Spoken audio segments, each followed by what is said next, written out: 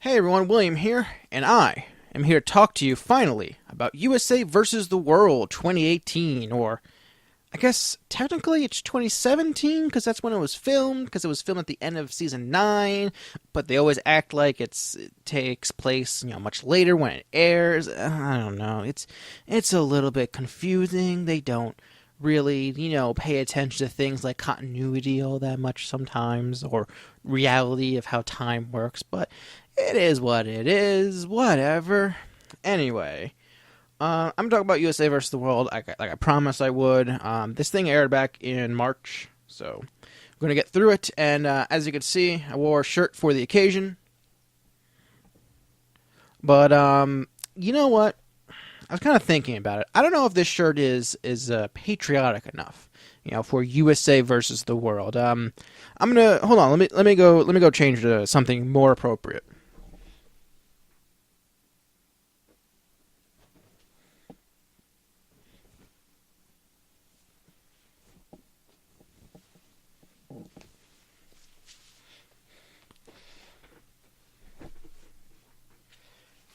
Yeah. All right. There we go. Now this is much more appropriate. This is in support for my favorite member on these USA versus the World specials, Sean McCall. This is specifically for him, and and that those French roots of his. So go get him, Sean. You're consistently awesome on the show. Makes it actually I can't really see the lights as well with this hat on, but let's stick with it. So in regards to USA versus the World, what is there to say? Basically, for those of you who don't know, I've never been a big fan of these USA versus the World specials. I generally find them not fun to watch. I think the first one was the best one. Even then, that one is like, that one was the USA versus Japan, for those of you who don't remember. And, I didn't even watch last year's. I stopped in the middle of stage 1 because it was just so boring.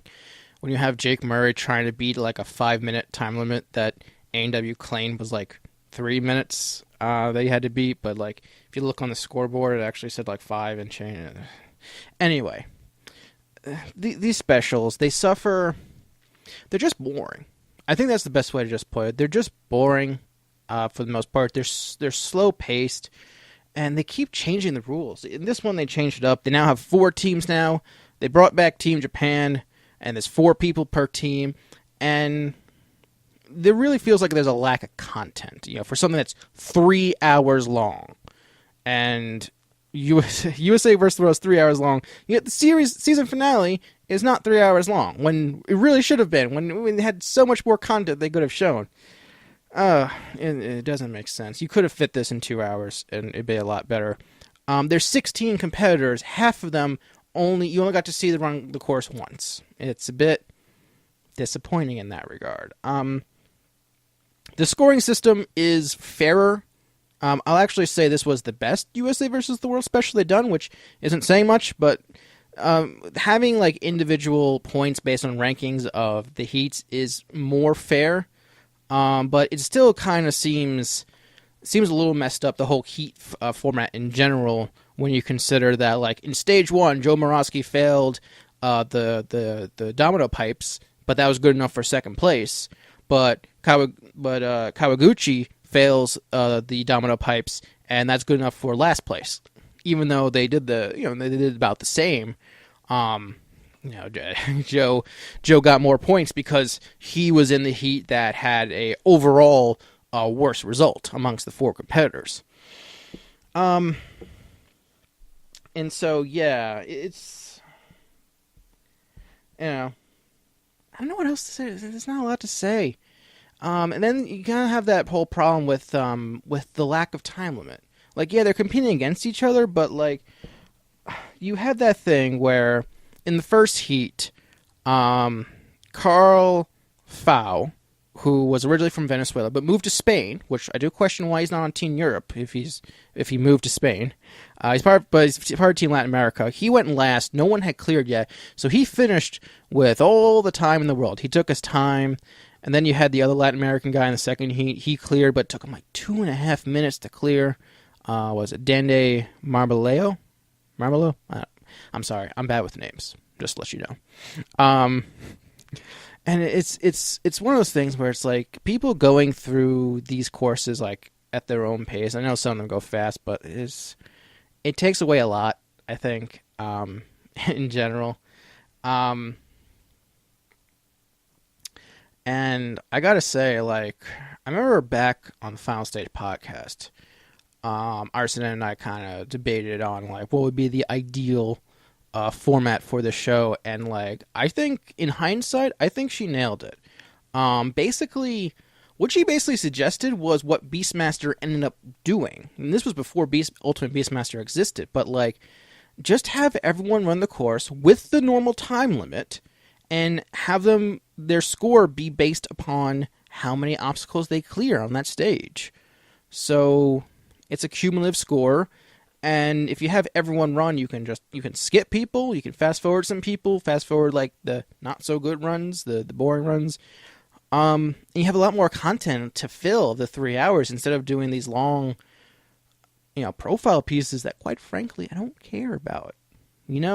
Like, I'm glad the two Venezuela guys are doing better. Venezuela is going through their whole thing right now. But like, I don't need like a 2.5 minute profile piece about it. That's just me. What can I say? So the way it works is after the first two stages, the team with the lowest score is eliminated. That ended up being Team Asia. It was mostly just bad, just a lot of bad luck for Team Asia. Team Asia, the Kawaguchi, they had Morimoto. I'm really glad that they finally acknowledged that Morimoto is a champion. I wish the original Ninja Warrior was still airing on U.S. television just so people can see Morimoto compete, because, like, honestly, you could argue that, like, of all the champions between all the different Ninja Warriors and Sasuke's around the world, you could argue that Morimoto had the toughest course to beat. I mean, Jeff and Isaac probably would be the second hardest. Just kind of without thinking about it too hard. But like, I mean, Morimoto, he had the crazy cliffhanger and all those, tough stage 3 obstacles and a challenging final stage. I would argue he had the hardest course to beat, and I think people deserve to see what he can do. But it's unfortunate. And with stage 2, it was very uneventful, honestly. The only other thing that's worth mentioning is that, so Sean Bryan, I screamed at the end of his stage 2 run when he wiped out on the wing nuts. That's one of the things worth mentioning. On the wing nut alley, they changed it. They made it 3 wing nuts instead of 4. It was at a very awkward, the whole angle of everything very awkward, where they kind of had to work with like the space, but like it kind of looked like they were like close to like one of the corners when they're making a jump. And one thing I didn't note when I did the stage 2 review back in the day was I didn't notice that the last wing nut turned, which seems very like unnecessary. In terms of difficulty. The obstacle's already difficult enough. Why do you gotta make a rotating wing nut? But in this case, like, it was very obvious that it rotated. I noticed it this time around. And, the way Sean Bryan launched, I don't know why, though, that landing pad is so narrow, but, like, he missed the landing pad and landed on the wall next to it, and it's like, I mean, it's a good thing that, like, it was padded enough, but I mean, it was somewhat padded, I should say. It could have been padded more, and like I legit thought like he had just gotten seriously injured, and there was like a very real like panic. I actually yelled in fear for the man's safety. Fortunately, he just got a little banged up. I think he got there was like a bruised tailbone or something. Very thankful that, he didn't hurt himself. Sean McCall cleared stage 2 once again. Najee cleared stage 2, but Sean did it faster so he got the points for his team. Europe was in danger of being eliminated in stage 2, but McCall's first place victory literally doubled their score and allowed them to move on. The whole ranking 3, 2, 1, 0, and for stage 3 it's 2, 1, 0. It really doesn't work when you have so few runs, especially with stage 3, because you wipe the slate clean, which I understand why they did that. I think that was the right move to make. But when you only have 2 runs in stage 3, it really doesn't work that well. Basically, what happened was Sebastian